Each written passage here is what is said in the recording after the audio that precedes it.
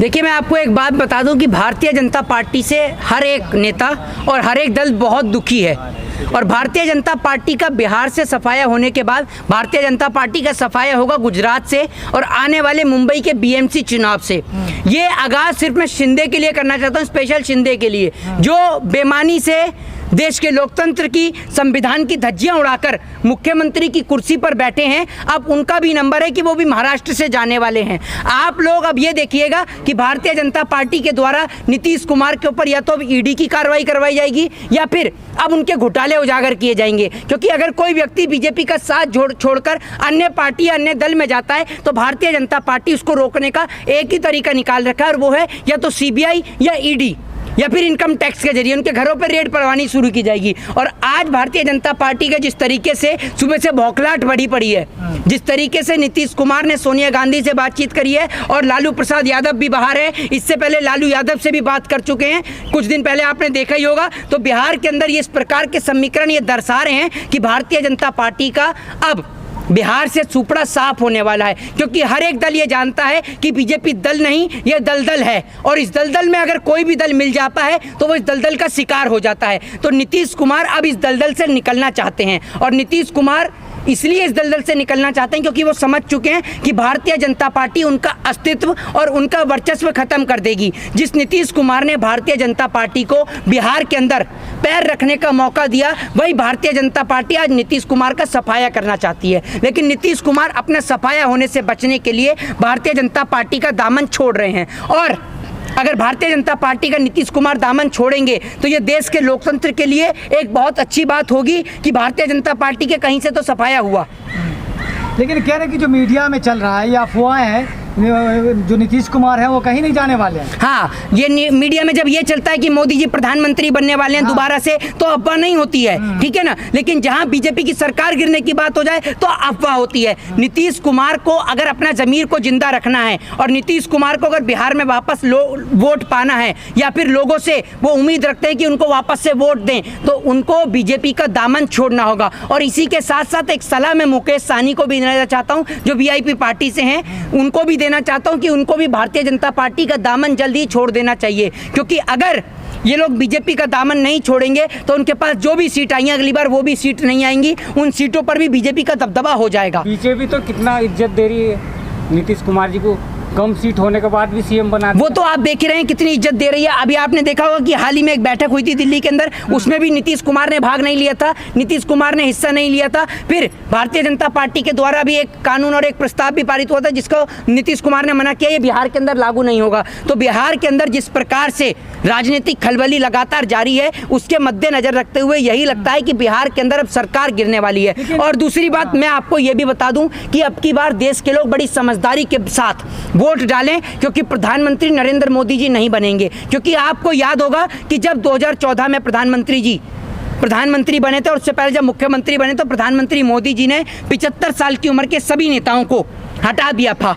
75 साल की उम्र के सभी नेताओं को हटा दिया था। और दूसरी बात, जिसका सबसे बड़ा उदाहरण है लाल कृष्ण आडवाणी, आपने देखा होगा, ठीक है ना। लाल कृष्ण आडवाणी जो प्रधानमंत्री का ख्वाब देखते देखते खुद एक ख्वाब बन के रह गए, बीजेपी में उनके कोई वर्चस्व, कोई अस्तित्व नहीं बचा है। ठीक उसी प्रकार से नरेंद्र मोदी जी अब 74 साल के हो गए हैं, ठीक है ना। तो क्या प्रधानमंत्री नरेंद्र मोदी जी आने वाले वक्त में 74 साल के हो जाएंगे, तो क्या प्रधानमंत्री नरेंद्र मोदी जी दोबारा प्रधानमंत्री बनेंगे? नहीं बनेंगे। कर दिया ना 24 के लिए, अमित शाह जी ने बोल तो दिया।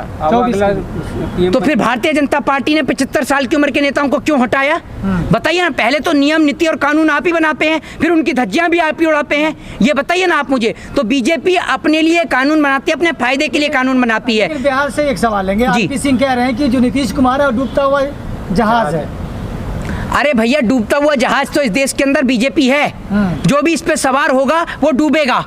और यही बात शिवसेना ने समझी और शिवसेना ने इंतजार किया है अभी, और इंतजार किया है चुनाव के वक्त का, क्योंकि उसको पता है कि बीजेपी एक डूबता हुआ जहाज है। इसीलिए शिवसेना के मुख्यमंत्री उद्धव ठाकरे और महाराष्ट्र की जनता आज भी शिंदे को जो है वो मुख्यमंत्री के रूप में नहीं देखती है, वो आज भी उद्धव ठाकरे को मुख्यमंत्री के रूप में देखती है। और महाराष्ट्र की जनता आने वाले बीएमसी के चुनाव में ये बात बीजेपी को और शिंदे को दिखा देगी कि आप किस लेवल के नेता हैं, आप किस प्रकार की राजनीति करते हैं और आपको एक नेता को किस प्रकार की तवज्जो दी गई और आपने किस प्रकार से लोकतंत्र की धज्जियां उड़ाई और सीबीआई ईडी की रेड से बचने के लिए आपने बीजेपी का दामन थामा और आपने सरकार गिराने का काम किया। तो क्या नीतीश कुमार को यह आभास हो गया है कि हमारी पार्टी भी बीजेपी तोड़ने वाली है, इसलिए वो भागना चाहते हैं? नीतीश कुमार समझ चुके हैं कि भारतीय जनता पार्टी उनका अस्तित्व, उनका वर्चस्व सब कुछ समाप्त कर देगी और आने वाले वक्त में जेडीयू जो है वो समाप्त हो जाएगी अगर बीजेपी के साथ रही। और ये बात नीतीश कुमार समय रहते समझ चुके हैं, इसीलिए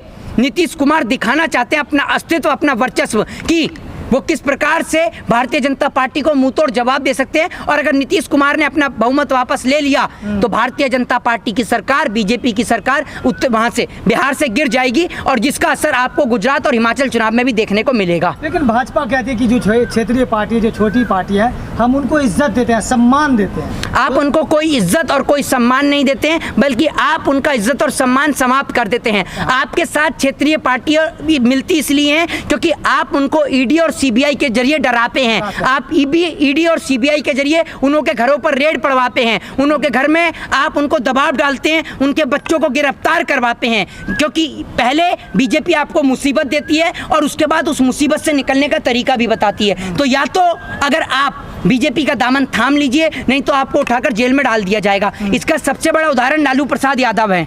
लालू यादव अगर आज भी बीजेपी के ज्वाइन करने की बात कह दे तो उनके ऊपर से चारा घोटाले का आरोप साबित जो हुआ था वो सब कुछ हट जाएगा, उनको चारा घोटाले से मुक्ति मिल जाएगी। लेकिन लालू यादव ने, सुन लीजिए, लालू यादव ने जेल जाना मंजूर समझा लेकिन बीजेपी का दामन थामना मंजूर नहीं समझा। अब यही बात नीतीश कुमार को भी समझ में आ गई है कि अगर वो बीजेपी के साथ रहेंगे तो उनका अस्तित्व और वर्चस्व समाप्त हो जाएगा। लेकिन जो पलटू राम का इल्जाम लगता है, आरोप लगता है नीतीश कुमार का, फिर लगेगा कि मुख्यमंत्री के लिए कुछ भी कर सकते हैं, कहीं भी जा सकते हैं।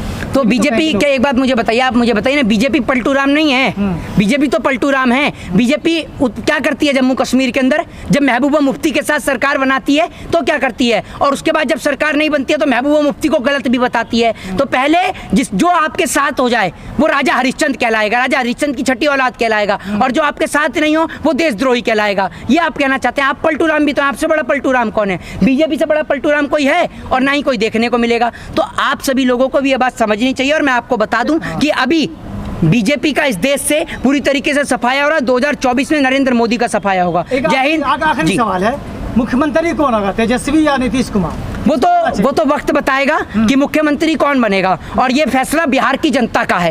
ये फैसला कोई नीतीश कुमार भारतीय जनता पार्टी का नहीं है, ये फैसला बिहार की जनता का है। बिहार की जनता जिसे चुनेगी वो बिहार के लिए कौन काम अच्छा करेगी, अगर ये बिहार की जनता बता सकती है ना, ये बिहार की जनता बता सकती है। ये नेता दल की मीटिंग बता सकती है। जब नेताओं की मीटिंग बैठेगी, तमाम दलों की, विपक्ष के नेताओं की मीटिंग बैठेगी और तमाम चीजों पर चर्चा होने के बाद ही ये तय किया जाएगा कि मुख्यमंत्री कौन बनेगा। किशन का फोटो बहुत वायरल हो रहा है जी, वो तिरंगा कैमरा को पीछे है। सलाम कर रहा है, जी क्या कहेंगे?